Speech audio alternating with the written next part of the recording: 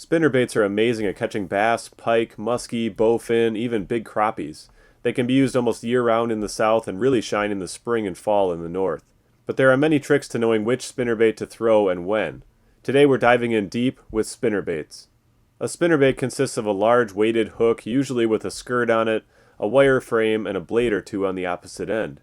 The blades turn on swivels and run above the hook, causing lots of vibration in the water and sending out flashes of light to resemble the scales of a bait fish or a school of fish. The large hook requires a sturdy rod in order to set that hook into a fish's mouth. Most people go for a medium to medium heavy rod with at least 15-pound line. The wire frame acts as a weed guard to make the bait somewhat weedless, and the single hook helps with that too. You'll still get hung up on some plants and debris, but not too much. You can also go with a willow leaf blade, which tends to be more weedless. Spinnerbaits come with several types of blades. A willow blade is a long tapered blade that throws a lot of flash, produces a small amount of lift, and comes through vegetation easily. Willow blades are best for burning back at high speed in the summer because they don't rise up in the water as much during a fast retrieve. A Colorado blade is a circular cupped blade. It produces less flash than the willow, generates more lift, and produces more of a thumping vibration. Colorado blades tend to get hung up more in vegetation, but they're great at producing a lot of fish-attracting vibration in cold water or dirty water. They can also be worked more slowly because of the lift generated by the blade, which can also be an advantage in that dirty water because it gives the fish more time to find the bait. A larger blade or a double blade will generate even more lift. A Colorado blade is also less likely to get in the way of a fish when it strikes. A big willow blade will sometimes slap a fish right on the nose when it comes in from behind the bait. Indiana blades are in between the willow and Colorado in terms of shape, and they produce a nice balance of lift, flash, and vibration compared to the others. My favorite spinnerbait is this one from River to Sea with a silver Indiana blade and a gold Colorado blade. Lighter spinnerbaits around a ½ ounce are good for working in the shallows and above vegetation. Heavy spinnerbaits are often used in a technique called slow rolling, which is where you reel it just fast enough to keep the blade spinning and usually bouncing along the bottom or other structure. This technique produces a lot of bass in cooler water or on hot summer days where the bass might be lazy and down deep near the bottom. You can easily make your own basic spinnerbait with a variety of jigs, skirts, blades, and frames. These components are cheap and allow you to build a simple but effective lure like this basic spinnerbait.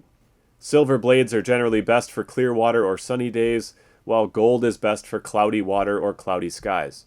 My favorite trailers on spinnerbaits are the Strike King Rage Swimmers and Rage Craws. If you use a larger trailer and have problems with fish short striking your bait, consider downsizing your trailer or adding a stinger hook or trailer hook. A skinny trailer like a Rage Swimmer or a Fluke are great choices on spinnerbaits. A double-tailed trailer like a Rage Craw can be rigged flat for some extra action. You might see people rigging a craw trailer vertically to imitate a large baitfish profile like a bluegill, but this technique doesn't work nearly as well on spinnerbaits as it does on something like a chatterbait. On most spinnerbaits, the blades create too much drag and they tend to cause the hook to run on an angle. That can really mess up the profile of a vertical craw trailer. Some people don't use trailers at all on spinnerbaits, so play around with it and see what performs best for you. White and chartreuse spinnerbaits usually perform best for me, but I also like some with a little bit of blue or green in them. These are pretty much the only colors that I use. You'll find some spinnerbaits with a closed loop on the frame and others with an R shape. The closed loop will hold together better and can be used with a snap if you want. The open R shape cannot be used with a snap, and it's also more likely to break after catching a lot of fish. Now, where do you fish spinnerbaits? Anywhere. They are great pulled right over the top of vegetation, dragged across a rocky bottom, or even bounced off of branches and docks. It's certainly not the most realistic looking bait, but it's hard to find a spot where a spinnerbait won't catch fish. It's also okay to pull a spinnerbait right through vegetation or brush and let it get caught up a little bit. Just give it a jerk to pop it out of there. That's exactly the moment that a lot of fish will strike it out of pure aggression. If you know what kind of bait fish are common where you're fishing, try to match the color of the blade and skirt to that type of fish.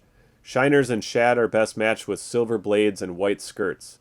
Golden shiners are common in large rivers around here, so I throw gold blades when I'm fishing around golden shiners. Don't overlook the spinnerbait next time you're out, and don't assume that it only catches bass. Spinnerbaits are excellent throughout the year and for a wide variety of different species. What kind of spinnerbait is your favorite? Thanks for watching, and we'll catch you next time.